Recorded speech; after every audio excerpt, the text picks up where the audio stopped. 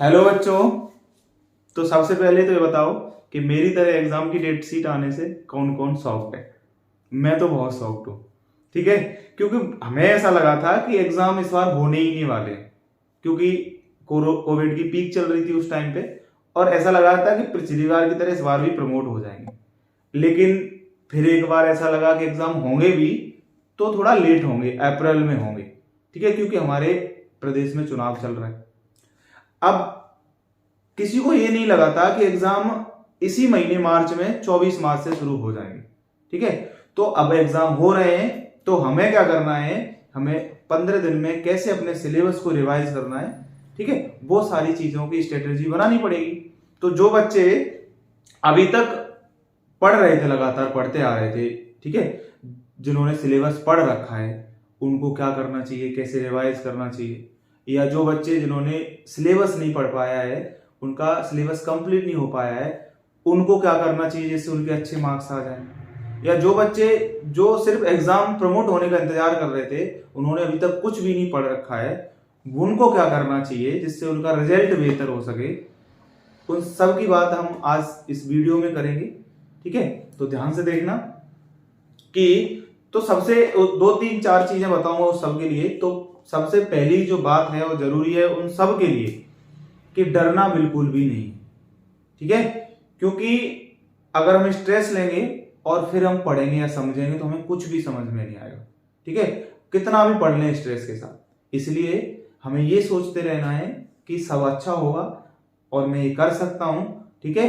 क्योंकि हम जानते हैं कि अगर हम मन में मान लेंगे कि हम हार, मतलब हमें ऐसा लग गया कि हमें कुछ भी नहीं आ रहा है या हमसे नहीं हो पाएगा, तो हमसे नहीं होगा। क्योंकि हमने सुना है, जानते हैं कि मन के हारे हारे और मन के जीते जीत। तो हमें सिर्फ मन में जीत रखनी है जिससे हमारी जीत हो जाए, ठीक है। दूसरी बात यह है कि जो बच्चे अभी तक पढ़ते आ रहे हैं और जिनका सिलेबस कंप्लीट हो गया है, उन्हें सिर्फ और सिर्फ अपने रिवीजन पे फोकस्ड रहना चाहिए। बस कुल मिला के उनको सारी सारी तरह से बस ये करना है कि कैसे उनका रिवीजन कंप्लीट हो रहा है, जो अभी तक पढ़ लिया उसका। उनको इसकी स्ट्रेटजी बनानी पड़ेगी। उनको क्या करना पड़ेगा, वो क्या करें कि जो 5 सब्जेक्ट है मान लो हमारे पास, तो उसमें से जो सब्जेक्ट, जिस सब्जेक्ट का पहले पेपर होना है उसको छोड़ दें, उसको उसी टाइम पे पढ़ें, एग्जाम से 2 से 3 दिन, ठीक है। तो मान लो हमारे पास अभी 15 दिन रह गए एग्जाम के, और 15 में से 3 दिन हमने उस पेपर के लिए छोड़ दिए जो सबसे पहले होगा। तो हमारे पास कितने दिन बचे, 12 दिन बचे।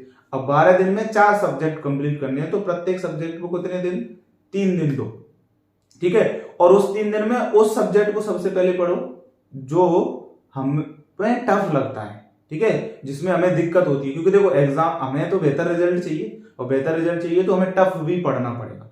तो अगर हम मान लो हमको मैथ टफ लग रहा है, फिजिक्स टफ लग रही है, तो उसको सबसे पहले पढ़ो। उसको एग्जाम टाइम तक मत डाल के रखो, क्योंकि एग्जाम टाइम जब होगा उस टाइम पे हम टफ सब्जेक्ट पढ़ेंगे तो हो सकता है कि हमारे माइंड में प्रेशर बने, ठीक है। तो हमें एकदम रिलैक्स मोड में रहना है, इसलिए हमें अभी उस सब्जेक्ट को पढ़ लेना चाहिए, ठीक है। उसके बाद क्या करना चाहिए, जो चीजें एग्जाम में आई हुई हैं, जो डेरिवेशंस आई हुई हैं, जो न्यूमेरिकल्स आए हुए हैं, उसको हमें अनसोल्ड पेपर से नोट कर लेना चाहिए और उसको पढ़ना चाहिए, उस पर ध्यान देना चाहिए, ठीक है। और एक आध प्रीवियस ईयर का पेपर कर लो जिससे हमें कॉन्फिडेंस आ जाए, तो हमें पूरे में से पूरे मार्क्स लाने से कोई नहीं रोक सकता, ठीक है। उसके बाद जो बच्चे जिनका सिलेबस कंप्लीट नहीं हुआ है, ठीक है, वो अभी पूरा सब्जेक्ट, वो अभी पूरा पढ़ने की सोच रहे हैं, तो वो कैसे क्या करें, उनको क्या करना चाहिए। तो वो ये करें कि उन्होंने जो पढ़ रखा है उस पर बहुत ज्यादा कॉन्सेंट्रेट करें, बहुत अच्छे से कमांड करें, ठीक है। मान लो उन्होंने 50% सिलेबस पढ़ रखा है या 70 पढ़ रखा है, तो उस 70 को अच्छे से पढ़ लें जिससे उनके नंबर एक एवरेज आ जाए, ठीक है। उसके बाद वो उस सब्जेक्ट को, मतलब एक बार ये कंप्लीट हो गया, कवर हो गया कि इसमें मैं अच्छे ले आऊंगा, उसके बाद में वो जो सब्जेक्ट, जो सिलेबस हमारा छूटा हुआ है उसको कवर करने की सोचे, ठीक है। ये तो उन बच्चों के लिए हो गया। अब आखिर में जो बात रह गई वो उन बच्चों के लिए है जो जिन्होंने अभी तक कुछ नहीं पढ़ रखा है, ठीक है। वो क्या करें, वो एकदम इजी चीजें हर चैप्टर में, ठीक है, 3 4 5 चीजें इजी होती हैं जो एग्जाम में आती हैं, ठीक है।